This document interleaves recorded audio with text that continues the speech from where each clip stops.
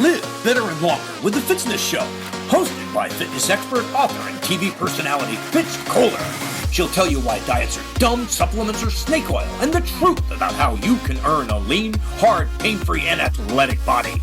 Now for our favorite bossy blonde, Fitz Kohler. Well, hi team. I'm Fitz Kohler, your super bossy fitness pro, noisy race announcer, and author of 5 books. Count them, 5 books from fitzness.com. And welcome to the Fitzness Show. We got a lot to celebrate this week, and I'm excited to tell you all about it. So yeah, I just said 5 books. And you know I said 5 because I'm about 2.5 seconds, maybe minutes, maybe days away from putting book number 5 on sale. And I cannot wait to get it to you. I haven't even told you what the freaking title is. Oh, I love it. I love it all. And it's coming and it's going to change your life. That's right. It's 400. That's right. 400 pages of everything you need to know to be at your best physically and mentally and make the people around you at their best too. It's going to be this trickle down, trickle up, trickle out experience for everybody who reads a freaking book. And it's coming. So I'm claiming number 5 here, author of 5 whole freaking books. Whoa, whoa, whoa, whoa. Stop the presses. I proudly interrupt myself to tell you that I was wrong.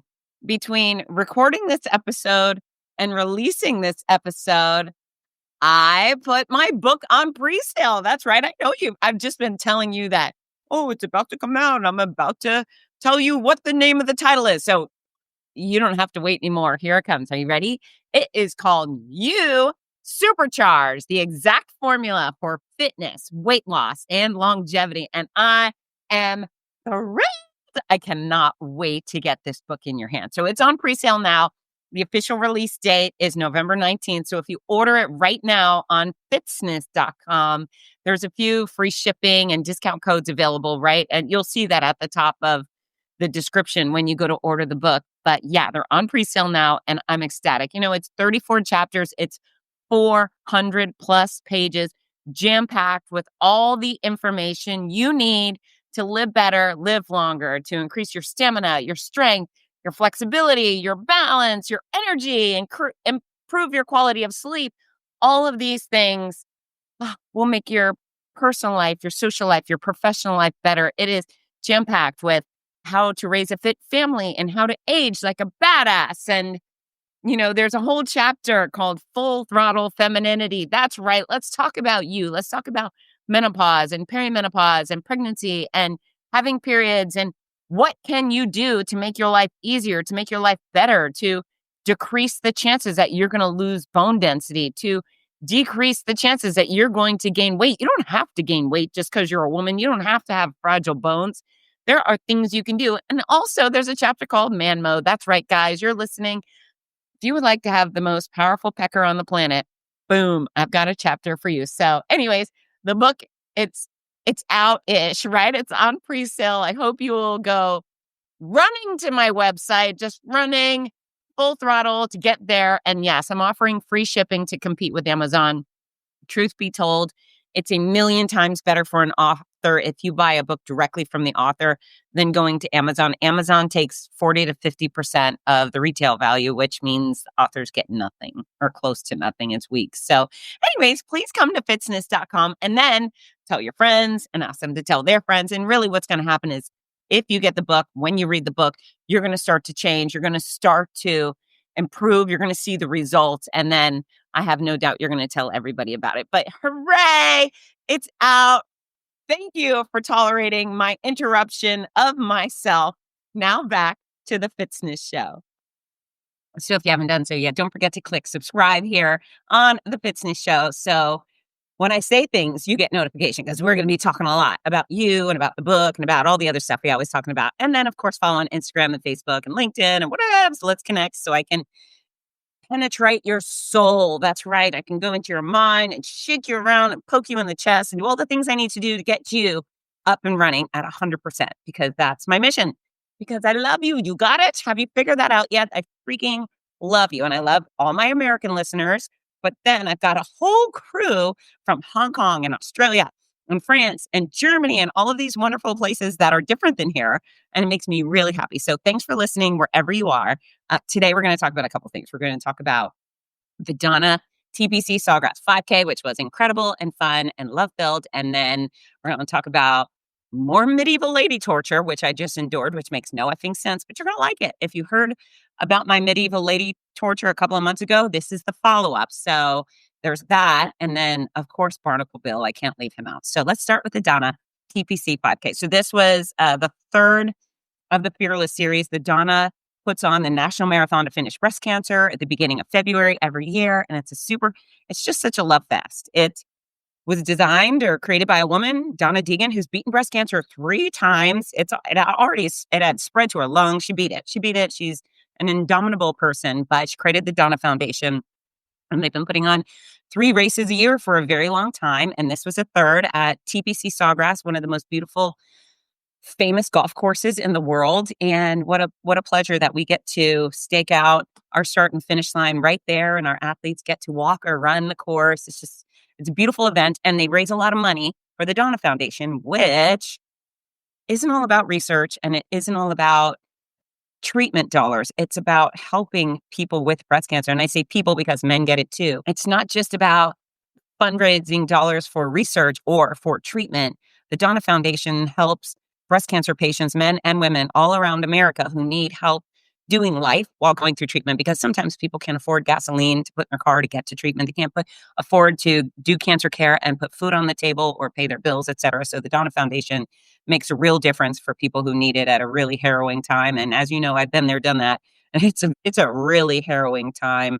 So love supporting the Donna Foundation. But we were sold out. I think that was 1,400 registered athletes, and these events just keep growing and growing because they're fantastic. Compared to the marathon weekend, this is small, but it's still sizey and fantastic. And most importantly, we raised over $50,000 for the Donna Foundation, which is extraordinary. It's the most they've ever raised ever during this race weekend, and just so meaningful because they put those dollars to really good use and make an impact on people's life. In fact, a little shout out to our friends from Knocking Out Breast Cancer, which is comprised of a group of women who have had breast cancer in the Jacksonville area. And they do fundraisers all throughout the year. They do bake sales and car washes, and I don't know what else they're doing. They're doing a lot of different things to raise money so they can present this big, like the big funny check. But I think they raised, I know they raised well over $20,000. I don't know the exact number, but it was huge. And it was basically almost half of the money raised for the entire event, which was extraordinary. So congratulations to those beautiful, talented, hardworking, committed, funny, sweet, perfect ladies who I love very much. And then the players issued a $10,000 matching challenge. So once the Donna Foundation had reached a $10,000 mark, they doubled down. So for everybody who contributed, thank you so much. From my perspective as the race announcer, it was a perfect day. I mean, I love all race days. I love all race weekends, but this one was particularly happy. I can't tell you exactly for all the reasons, but one of the reasons was this is the happiest, most smooth running start lines we've ever had there. Same for the finish line. It was drama-free. It was organized, and it was just delightful. Everybody involved had a big smile on their face, and it just makes all the warm and fuzzies magnified tenfold. And then, gosh, we have so many breast cancer crushers. I know we're supposed to say breast cancer survivors. To be honest with you, the word survivor makes me feel like a victim. If you haven't heard this before, I don't wear pink ribbons. The only ribbon you'll ever catch me in is the Donna running ribbon. I want to serve their brand, so I'll put that on. But the pink ribbon makes me feel like a real victim. I hate it. I don't even like the word hate, but there you go. I'm letting all my emotions out on you today. I don't like the word hate. Don't like the word survivor. And I don't like the ribbon. I feel like that puts me on team breast cancer. I don't know. It just gives me the hate, loathe, despise feeling like a victim. So survivor. I'm supposed to say survivors. And for everybody else, I'll say survivors. I think that's the word that everybody supports. But I always say breast cancer crushers. And if you want to know why, it's because they just, the survivor word makes my skin crawl. But we had over, I would say 50, 60 of us who have done it, including Jim Keegan, our breast cancer guy who, gosh, I think he's 9 years breast cancer free, and he always comes out and reminds men that men get it too. I think the number is about 1 in every 8 for women in America who get breast cancer. It's like 1 in every 700 and something men. So it's not as common, but it's still common. So guys, if you feel a lump or you have any sort of weird things going on with your chest, please go to the doctor. Don't ignore that because it can be lethal for certain. So just a huge group of us. And boy, do we love each other, right? It's like the club nobody wants to be in, but there we are, we're in the club. And we always do a survivor photo. And then I huddle them up and we have a little powwow. And it's just great. It's just great. It's a very meaningful, happy morning. And I like shenanigans. As you know, I try to make races the most fun, the most energetic, the most happy place on earth. And so this morning, I conjured up the leaping contest. So we've got a guy named Roger Dodger. That's right. His name is Roger Dodger. Kudos to his parents. And he always does a leaping photo at the end of his races. I said, Roger, come on out. Our start line was kind of empty because it wasn't race time yet. I said, Roger, come on out and demonstrate the leap. And so he did. We took his photo and then anyone else want to leap? And so hands went up and athletes started coming from all over the place to come leap for us. So we had a big leaping contest and I rated them all. Some of them were better than others. I gave them the category. You can leap for height. You can leap for pizzazz or both. And so many of them leapt for both. All our breast cancer crushers got 10s. And then I was more practical with the others, but it was just super fun. And how lovely to be a part of a group of people that are gamers. They are game on to have a good time. And just, their participation made it more fun for everybody else. The fun shouldn't only be left to me because if nobody else is participating in the fun, then is it really fun?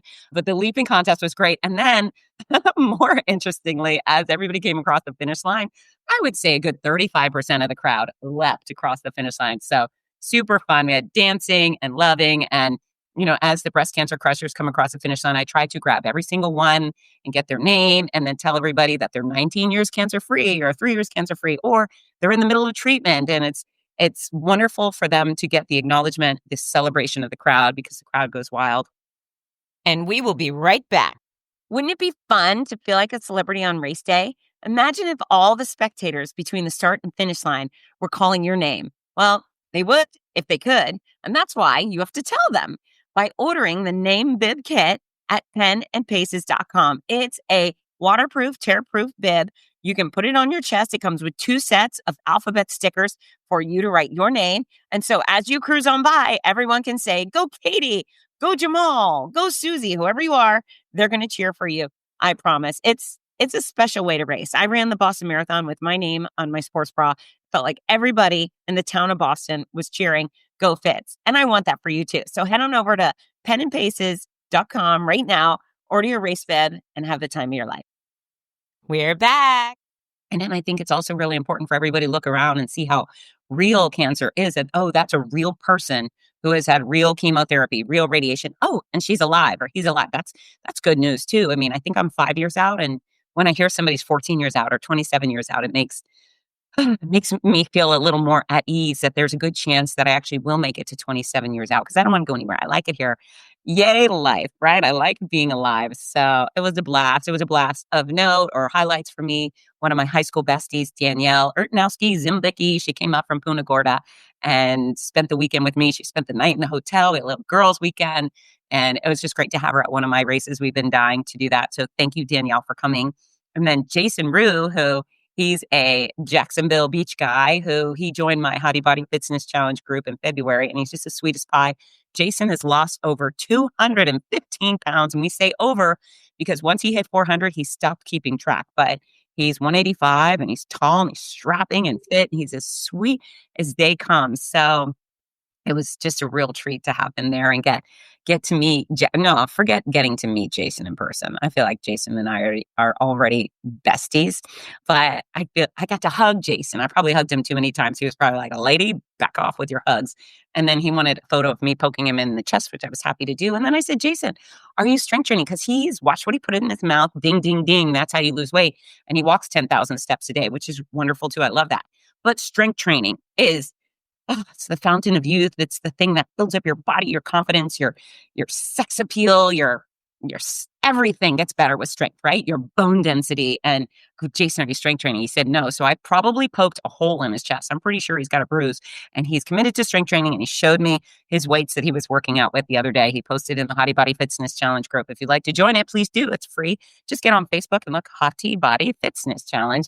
And then I will harass you there as well because I like to harass you wherever I can. But wonderful, wonderful. Oh, then on my way out there was one of our vendors. It's called Shrunk 3D. That's right, Shrunk 3D. And they make action figures of you of me. And so our race director, executive director, Amanda Napolitano, on the Donna pre-race show, which we did live stream last week, she mentioned this action figure booth going to be there. And so I said, I want to do it. And so I went over, and before I left, I got in and I had my microphone and my cowbell, and you stand in the room. It's in a little trailer, and they've got like 100 cameras lined up around you, and they're taking pictures of your ankles and your butt and your back and your face and your chin from all angles. And then 4 weeks later, I'm going to get a little Fitzy action figure, and I'm so excited. So apparently this is a franchise. They're located all over America. So I think shrunk3d.com.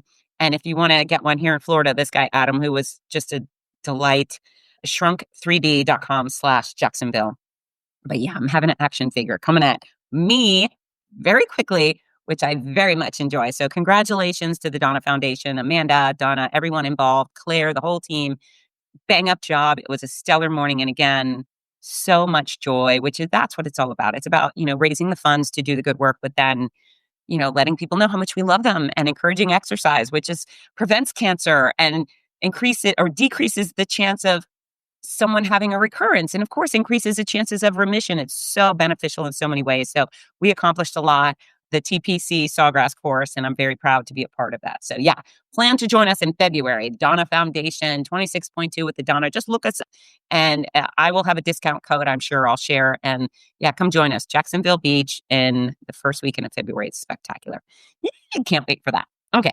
So along with the race weekend, I had girls weekend. So Danielle came up from South Florida, and then we met my bestie, Christy, from Tallahassee, and her Tallahassee besties. And we went to Amelia Island. Oh, what a lovely place. And I've been to Amelia before, but just for the day.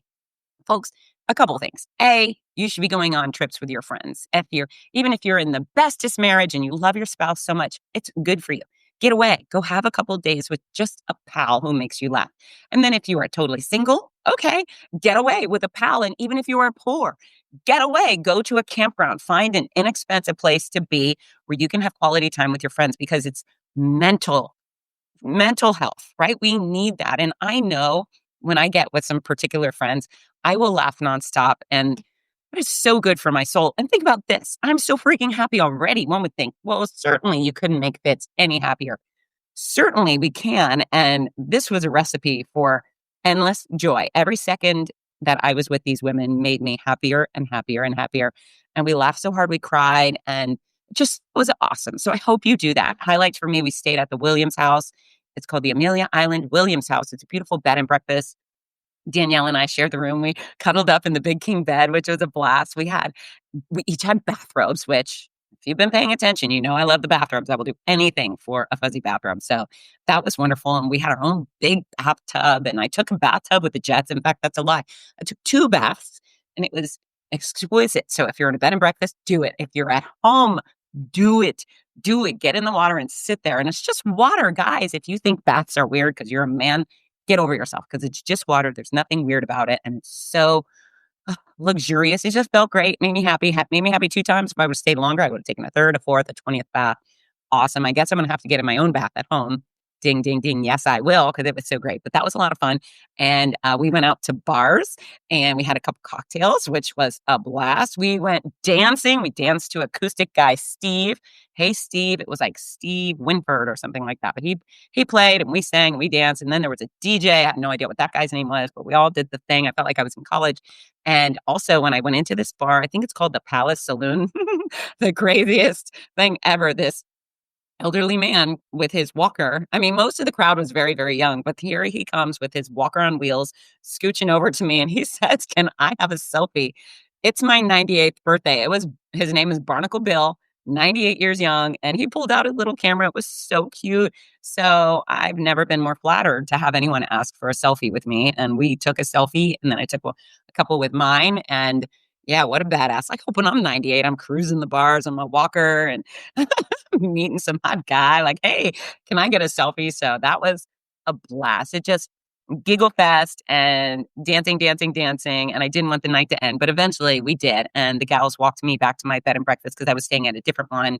Glamorous breakfast in the morning. Bed and breakfast can be really affordable too. I think ours was a little pricey, but at all these cute towns around America, they have bed and breakfast. They will serve you breakfast in the morning. I think the blankets are softer. I love my hotel. Yay Marriott, yay Hilton, yay Four Seasons.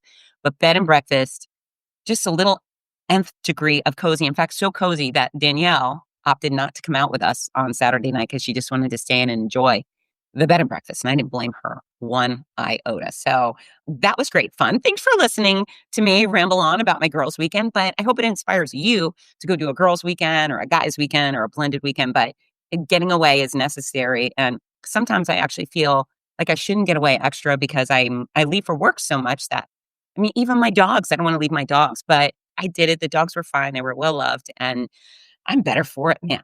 Okay. So I talked to you about the medieval lady torture. About 2 months ago, I told you that I had to have a uterine biopsy. Now, and we will be right back. Are you looking for the perfect gift for a loved one battling cancer? The Cancer Comeback Series by Fitz offers hope, inspiration, and practical guidance. With Your Healthy Cancer Comeback, My Noisy Cancer Comeback, and the Healthy Cancer Comeback Journal. These books are a lifeline for all patients and survivors. Right now, you can order autographed copies at a special discount. Show your support and help a loved one go from sick to strong. Visit fitzness.com today. That's FITZNESS.com. Fitzness.com. We're back. TMI. I know, but I'm giving it to you because we're close now, right? To tell you all the things. So if the lining of your uterus, I guess your uterus is like a bag and it has a wall. Think of the bag, lining of the bag gets thicker. Well, if it gets thicker, that can be a sign of cancer. I'm on a drug called tamoxifen that keeps my breast cancer away. And one of the side effects of tamoxifen can be it makes the wall of your uterus thicker. Doesn't mean I have cancer. It just may mean that for some reason the wall of my uterus is getting thicker. So that has been a thing. And I've had biopsies before. So I had one a couple of years ago. They said, yeah, you're fine. And then I had an ultrasound 2 months ago and they said, yeah, it shows it's thicker again. Let's do another biopsy. Well, freaking torture because they can't numb your cervix. So they can't numb your uterus. So you're awake. You got your feet up in the stirrups. Real cute, real cute. She goes in, she numbs the cervix. But in order to numb the freaking cervix, she has to stick needles in your cervix. Ouch. That's right. Think about that.